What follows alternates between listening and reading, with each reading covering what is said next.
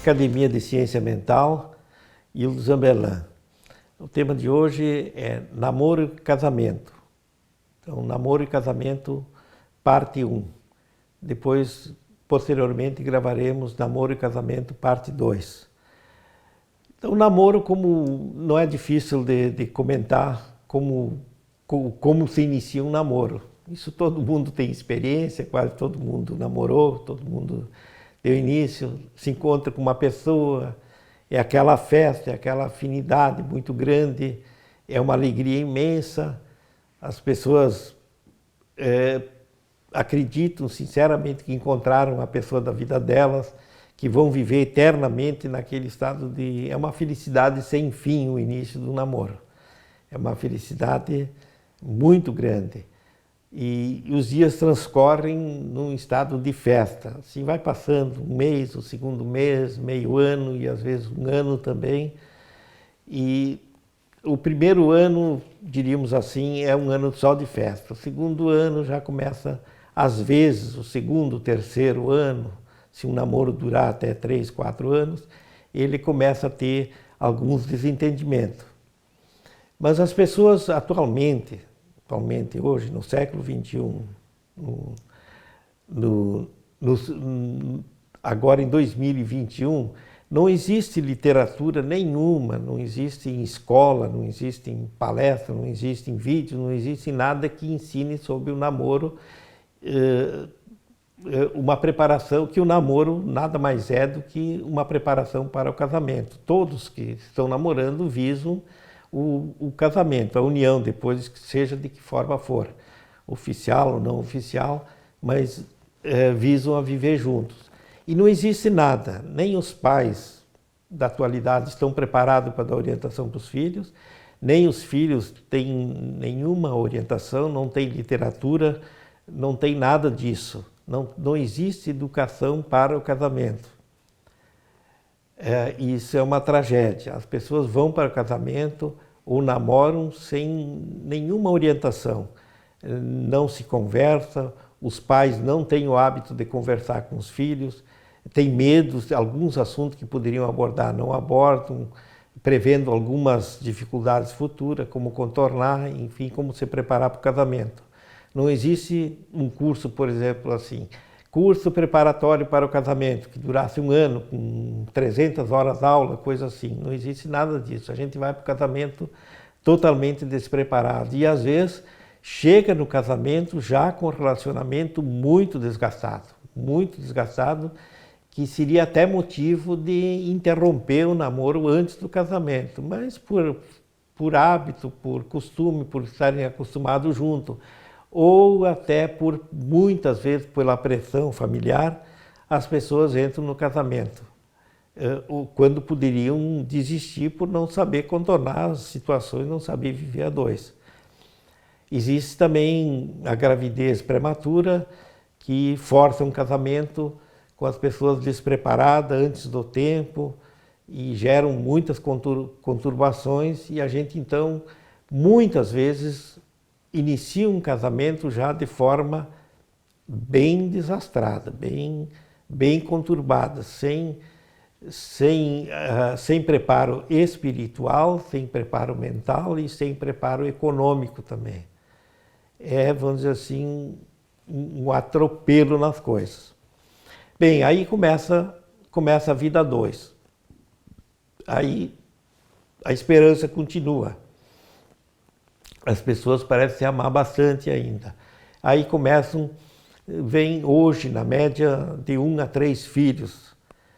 E então, com o nascimento dos filhos, já a coisa começa a ficar mais difícil. Normalmente, na grande maioria dos casos, já fica bem difícil, porque aí surgem os problemas mais intenso de relacionamento, como viver a 2 mais uma criança no meio, e os problemas econômicos, a interferência dos pais do marido ou da esposa, e que às vezes é problemático, muitas vezes ajuda também, mas muitas vezes se torna problemático. A dificuldade econômica interfere muito, e o pessoal não se preparou, não se estruturou para ter uma vida a dois e já com uma terceira pessoa com filho. E às vezes vai para o segundo ano e as dificuldades vão aumentando, aí vem o segundo filho. E quando lá pelo quinto, sexto ano, às vezes esse casal tem de 1 a 3 filhos, ou até mais às vezes. É raríssimo, mas hoje de 1, 2, 3 até 4 filhos. E aí a coisa fica complicadíssima. Normalmente, no quinto ano, vamos pôr um número, para não ficar oscilando se é 6, se é 7, se é 8, se é 3, se é 4. No quinto ano, vamos fixar uma data aí, uma grande maioria dos casamentos estão falidos. Uma grande maioria dos casamentos estão falidos. E aí o destino, como se sabe, como é muito conhecido, é a separação. Aí vem aquela atitude heróica, primeiro aquele descontentamento do marido com a mulher, e porque a mulher não foi preparada para lidar com essa situação, primeiro do casamento e depois do casamento com filhos e com problemas econômicos e às vezes muitas vezes acompanhado por problemas de saúde também. Aí surge também um forte descontentamento da mulher em relação ao marido. E aí começam as discussões, os desencontros, as brigas, muita tragédia às vezes, muita tragédia, não tenho medo de exagerar, que é um período trágico que acontece ali nos primeiros anos de vida e que levam em grande parte à separação, aí causando uma tragédia muito maior ainda, porque ali são envolvidos não só o casal, mas mais os filhos. E os filhos teriam, via de regra, teriam que ser criados e educados dentro de um ambiente de muita paz, de muito amor, de muita sabedoria, de muita tranquilidade, de muita alegria. E não é isso que acontece. Acontece tudo ao contrário do que aquilo que a gente imaginava quando pensava em namorar, quando iniciou o namoro, quando foi para o casamento, se é que já, quer dizer, uma grande maioria chega no casamento bastante bem. E depois a coisa entorna o caldo, como se diz na linguagem popular. Fica tudo complicado, tudo azedo, e aí se começa a discutir a separação.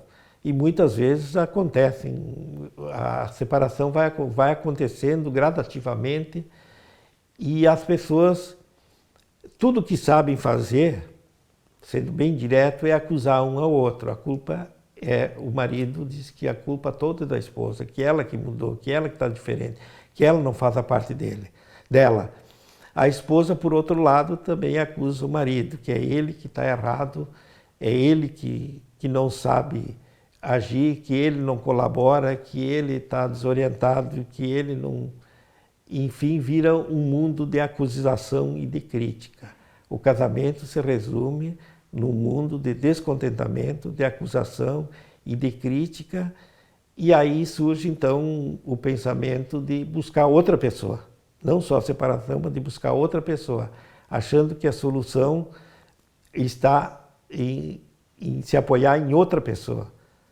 E às vezes ocorre muito. Enquanto as pessoas estão casadas, elas estão tentando buscar uma outra pessoa ou mantendo algum relacionamento fortuito, escondido, como se diz, com outra pessoa, achando que ali está a solução e sonhando com outra pessoa.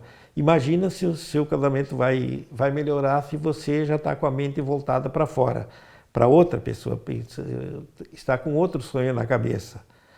E isso não funciona.